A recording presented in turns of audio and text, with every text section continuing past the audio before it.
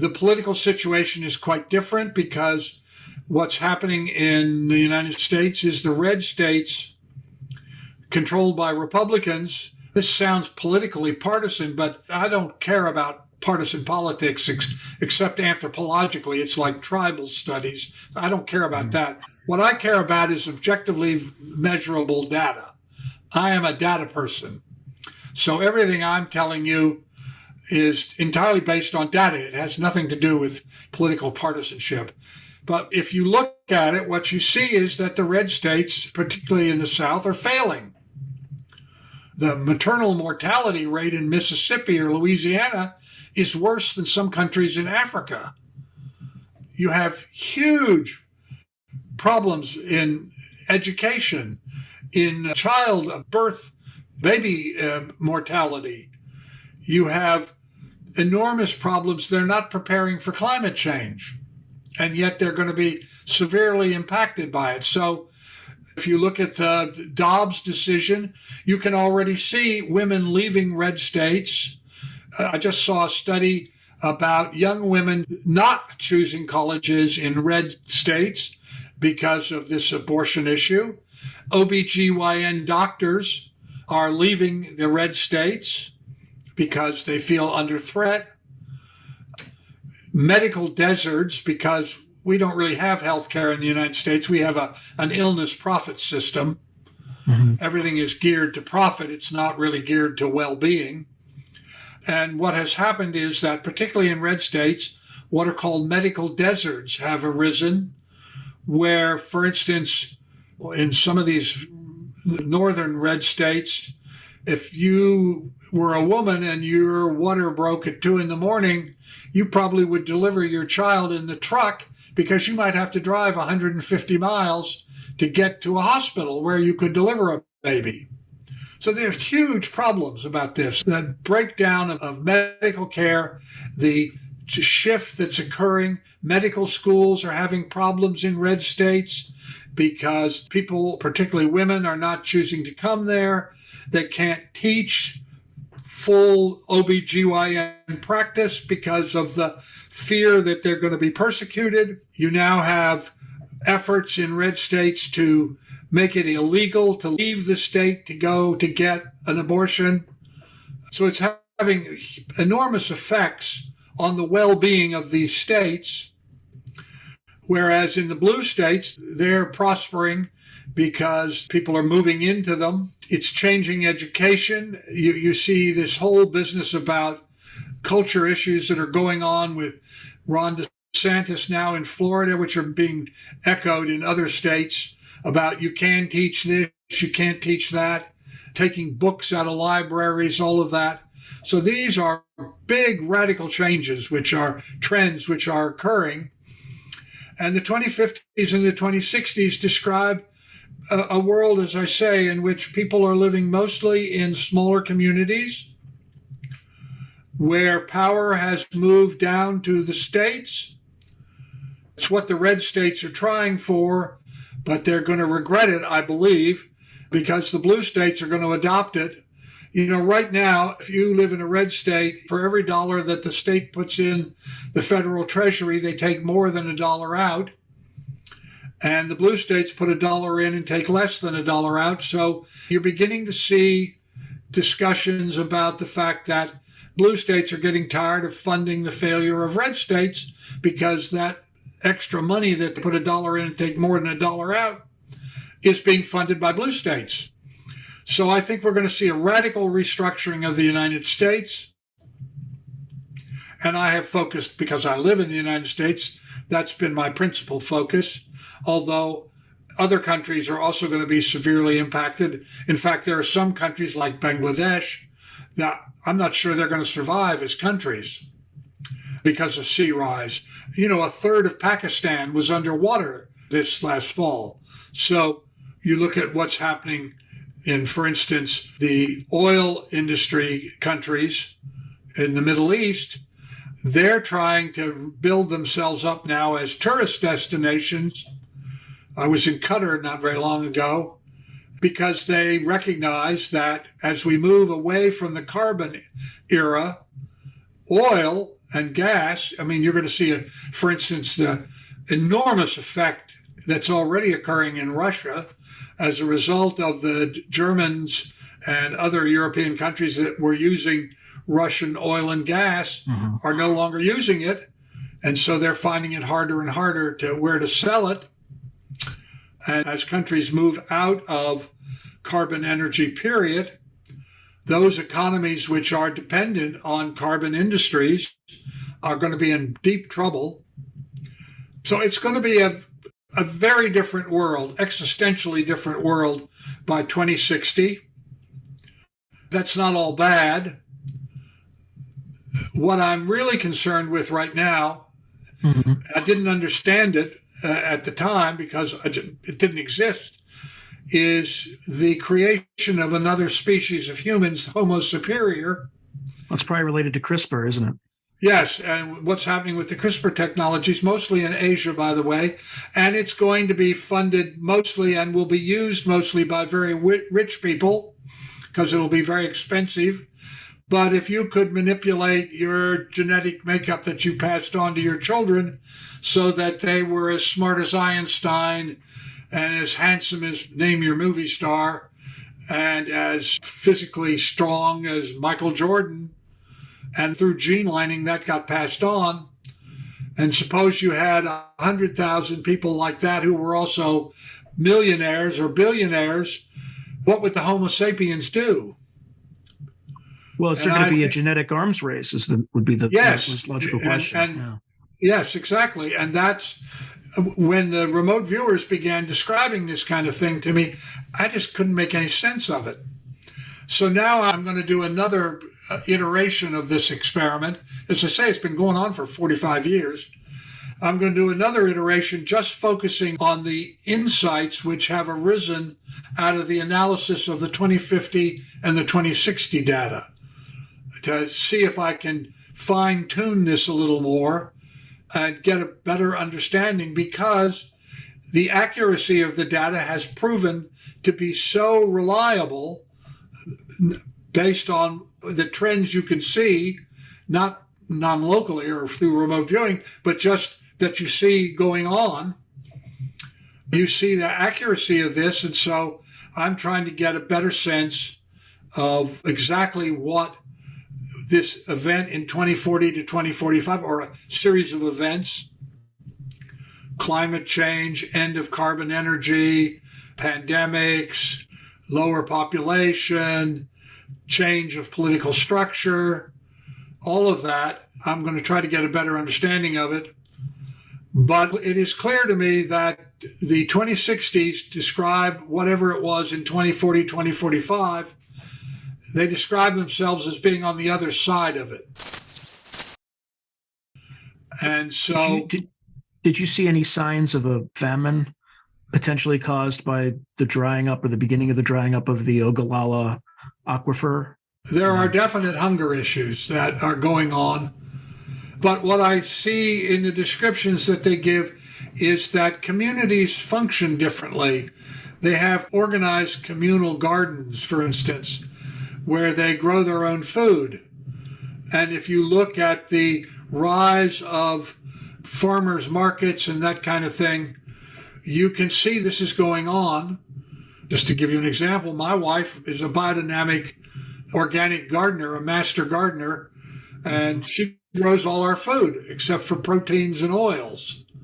So I think in the cities, we're going to begin seeing, first of all, radically different kinds of architecture, the greening of architecture, the conversion of existing buildings as a result of the remote work stuff going on, of turning buildings into local green gardening facilities, for want of a better term.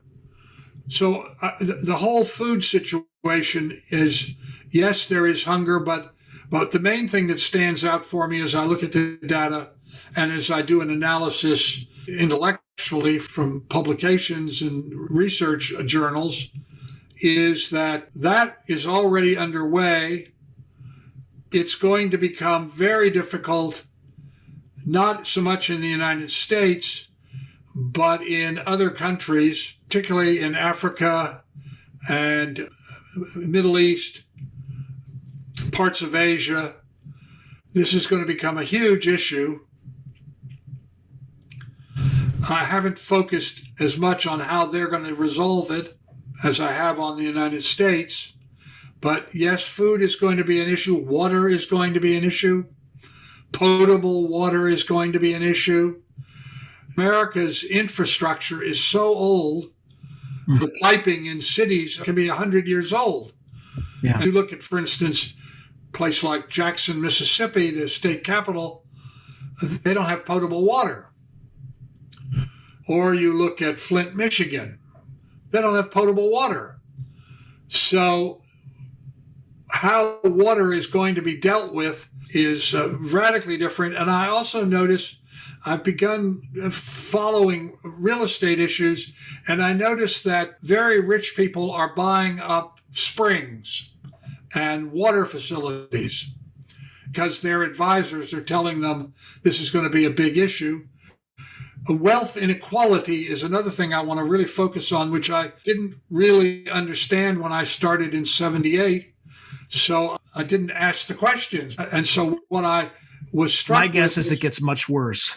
It does. It's that people would talk about it, but I didn't even understand what they were saying. I mean, as I told you, when I started this, I was very concerned not to get too far out into the future because I was fearful that I wouldn't understand what was going on. And let me give you an example of that. As I mentioned earlier, Jules Verne. Jules Verne, after he wrote 20,000 Leagues Under the Sea, wrote a book about Paris in the 1960s. And he sent it to his editor. And his editor said to him after reading it, Jules, as your friend and your editor, this is just nonsense. Nobody's going to believe this.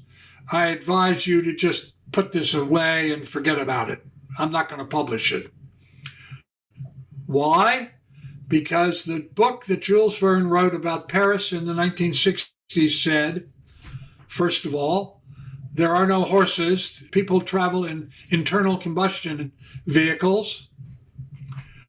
That corporations dominate the economy, which, of course, in the 1850s, when he was writing, wasn't true.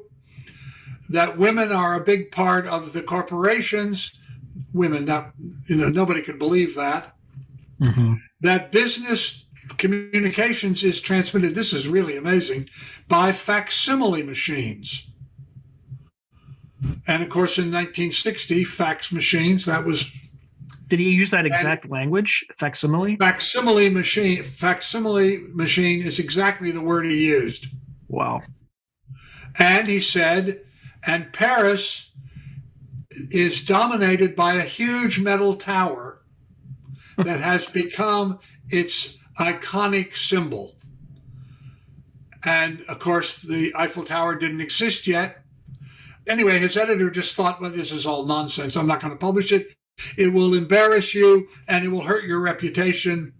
And so Verne did what he was told. He put it away and never published it and put the correspondence away.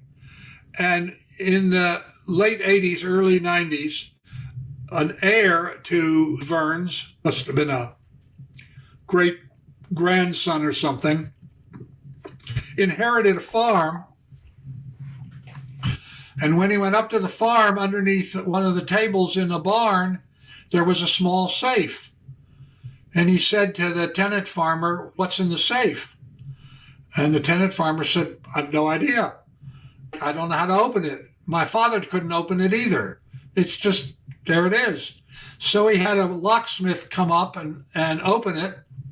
And in it, they found this manuscript and the correspondence. That's how I know this. And he published it. The whole thing. And I think it was 91. And I read this, and when I was doing this research, my concern about getting too far into the future, and I thought, well, here's proof that I was correct, that if you get too far out, it was 100 years almost, and if you get too far out, you just don't understand what they're saying. And so one of the things that I'm realizing as I go through this data, the 2050, 2060 data, is that there were things that I just didn't understand, and I should have asked questions, but I didn't even know to ask the question, like the climate change. Why are things underwater? Oh, well, it's just, I don't know, the weather's different. Well, I didn't know to ask, well, why is the weather different? You see, I should have, but I didn't. So I'm going to do a third iteration of this experiment. It's going to start probably later this year. And I'm going to try to fine tune the insights that I have gotten from the 50 and 60 data, and also what I have learned by studying trends just in conventional ways. Now, what were you able to see in terms of this increase in wealth? I can posit, right, if you have massive destruction on the coasts, people who were formerly rich on the coasts are suddenly penniless. And as that happens, as you move further inland and you move to the places that haven't been damaged by these crises, the value of property is going to go up there. So just by doing nothing, you're going to have an increase in wealth inequality. Oh, yes. Well, I mean, you can already see it happening. I live on an island off the coast of Washington State, and I can just look at our property values in the years that I've lived here. It's just astonishing, and it's because people are leaving states which have problems, either because of the kind of politics that have developed, or because of weather issues, or because of health, medical issues, that is, access to medical facilities. People are moving to states like Washington, and it's driving real estate values up. So from my point of view, that's very nice. It's gotten so bad where I live, for instance, that it's very hard for restaurants to get people to work in the restaurants because they can't afford the apartments that are available. So yes, I think wealth inequality, we have the worst wealth inequality in the world. 4 individuals have as much wealth as 48% of the population. We have become an oligarchic anocracy. Well, you can see it in the political system, right? Yes, absolutely. The Citizens United, for instance, basically legalized bribery. And so what you see at the federal level is people who are cartoon characters, but who have been backed by dark money. And you have a small group of people who basically rent the Congress to achieve the results they want. Just think about this idea. We're going to eliminate the income tax, but we're going to add a 30% value-added tax to everything. Well, it's a regressive tax, right? Yeah, I mean, if you're a single mother who's working at $15 an hour and everything that you buy goes up by 30%, how do you possibly cope with that? Yeah, it just piles on to the inflation we're already seeing, exactly. Which is exacerbated by the conflict, the increase in spending at the federal level, which is inspired by the people backing Congress. I mean, there's a lot. The Fed's loose policy of money is effectively hidden tax on people, and which actually leads to another. What did you see in terms of the strength of the dollar, the petrodollar? Is it gone now? Does the U.S. dollar? I didn't ask that question, so I don't know. Okay. Again, you see, because I'm looking into the future with remote viewing, there are a lot of times where I either A, don't know to ask the right question, or B, I don't understand what they're telling me. For instance, in terms of energy, they talk about a box with a new technology, and it gets warm but not hot, and you get a different size box to power a building or to power a car. So I don't know what the box is. Sounds like a battery. No, I don't think so. I think it's a new technology, but I didn't know enough when I first heard this to ask them to describe it in greater detail. This is an insane comment, but there was a breakthrough at Livermore about a month ago with fusion technology, but I'm not sure if that's something that could be compartmentalized and put in anybody's home, but maybe, I don't know. Maybe it's that. I don't either. That's the point. So that's why I want to do this third iteration, because I have all these questions that have arisen from the analysis of the 2050-2060 data. I don't know about these pandemics, for instance. I know that there are going to be other pandemics. Certainly it is true that viruses and bacteria are mutating in order to accommodate the changed environment that they're in, and that we aren't going to have protection for it. So I can see where the pandemics would come from, but I'm going to try to get more information about them. What about pathogens? What about pathogens that have been around for millions of years, but they've just been buried in ice, that are exposed from climate change? Again, I didn't ask because I had no idea that this was going to happen. The melting of the polar area, I just never thought about it. I didn't know anybody that thought about it. Now, you had alluded to this at the beginning, but I'm going to ask again. And I've heard you speak about this particular topic on other podcasts. There's two, but I'm going to lump them together. So you mentioned earlier whether or not we would establish contact with some non-human intelligence. Was anything indicative in your viewing of 2050 or 2060 that suggested some such event? No, I didn't ask the question, so I don't have that. I will tell you I have been following this issue since the 1950s. And what I think is going on is that we are being observed by what amount to cultural anthropologists, because I think on any planet, with any species on any planet, that as you develop technology, this is just a universal, you get to a point in the development of technology where you either, if you don't recognize the matrix of consciousness, you either destroy. That's exactly my next question. That was exactly my next question about spiritual. Yeah, you either destroy yourself with the technology, or you wake up to the fact that you are part of a matrix of consciousness, and that the role of the dominant species is to foster well-being, and that we are at that phase, we are at that place, and that we're being observed. And is it possible that they are waiting to see whether we're going to destroy ourselves, either through war or climate change or whatever, or are we going to wake up? Now, the good news is that slowly science is beginning to recognize that all consciousness is interconnected and interdependent, and they are beginning to accept consciousness as a legitimate part of science. This is the good news, because, in 1931, Max Planck, the father of quantum mechanics, was interviewed by the Observer newspaper. He didn't give a lot of interviews, so it was a big deal. And they said to him, "You and Einstein are the most famous scientists in the world. What have you learned?" And he said, "What I've learned," and I think they thought he would talk about molecules and atoms or whatever.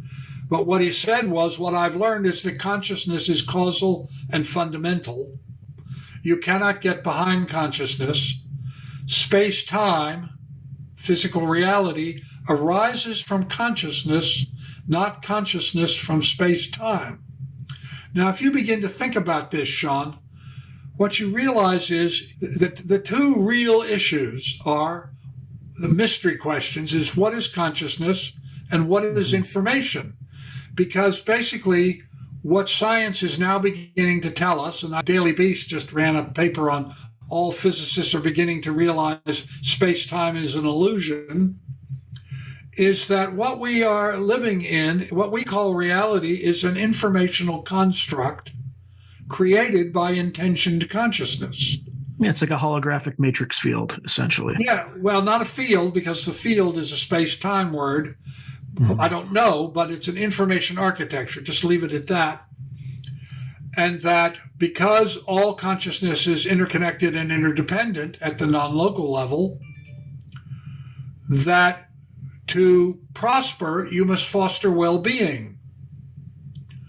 And that's become one of my major issues, and one of the major things I study and talk about and report is that we need to recognize that we do not have dominion over the world. It was not like a rich bank account that was left by an uncle, that instead we are simply a part of a matrix of consciousness, and that you cannot go along building your technologies only on the basis of profit.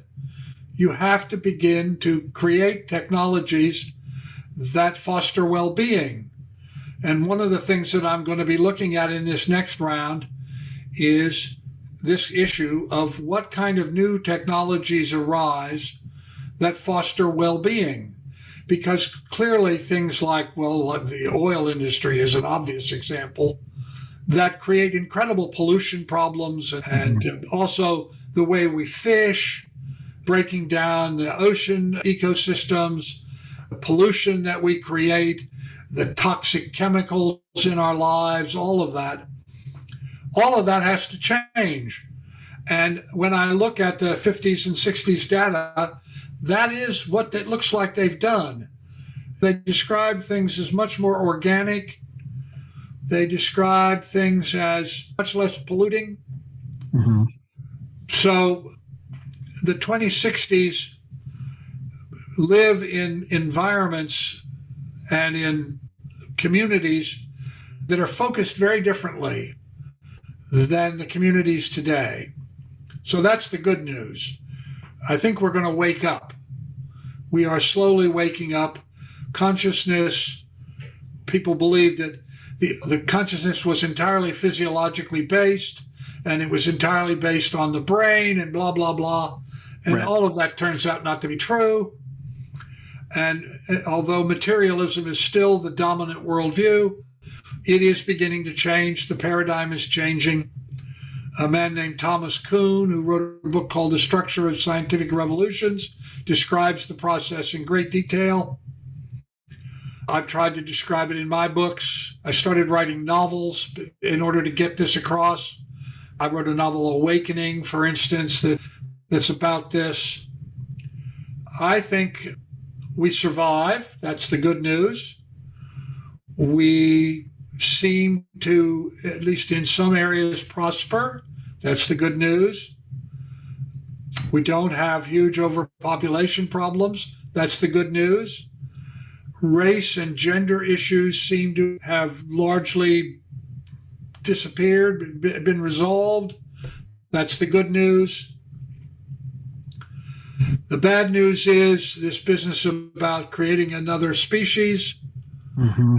and the wealth inequality that results from or is a factor in, maybe that's a better way to put it. That's the bad news. We seem to have resolved the energy issue in a non-polluting way. That's good news. I'm not sure about the survival of democracy. That's another thing I want to focus on. So I don't know about that yet. But we're going to have radical change, and particularly 2040 to 2045. And, 2040, that's 17 years from now? So it's coming at us very quickly. The one thing that I have come away with is everything you do, every choice you make. In fact, let me close with this. Every day, every single one of us make dozens of little choices. We choose the toothpaste we buy, the toilet paper we buy, the cat food we buy, the dog food, whatever, the cleansing products we buy. Every one of those is a vote either to support well-being or degrade it. And so each of us must make the commitment that every choice I make will choose the most life-affirming, compassionate, fostering of well-being decision that I can make based on my understanding. And I will tell 10 people that I'm doing this as a discipline and invite them to join me. Because we know from research that when 10% of any cohort, whether it's a church group, a school committee, or a nation, changes in consciousness, that the whole cohort has to adjust. And you can see this happening. Look at the struggle we're going through right now about the LGBTQ. Look at smoking. When you were a boy, lots of people smoked. You went to somebody's house, there were ashtrays on the table. You don't see that anymore. Why? Did somebody pass a law that said you can't smoke? No. There was a change in consciousness. So what we need to do is change in consciousness, because when you change in consciousness, you make different choices. And if you always choose of the options available to you, the option that is the most compassionate, life-affirming, and fostering of well-being, then you become an agent of change. And if you tell people you're doing it, invite them to join you in doing it. For instance, to give you an example, if just the people that will listen to this podcast will do this, they will change the election outcome in 2024. Question for you. Transhumanism, direct biological integration of technology with human beings. Do you see that trend increasing, or is that going to be enveloped by the Homo sapiens superior? Well, I think the AI technologies are going to continue. The thing you have to be clear about is that AIs are not conscious in the sense that we're talking about. They are manifestations of intentioned consciousness creating an information architecture. So I think AIs are going to increase. One of the things that I have been looking at, although it doesn't seem to be an issue, is have AIs become so dominant that they're running how the world works?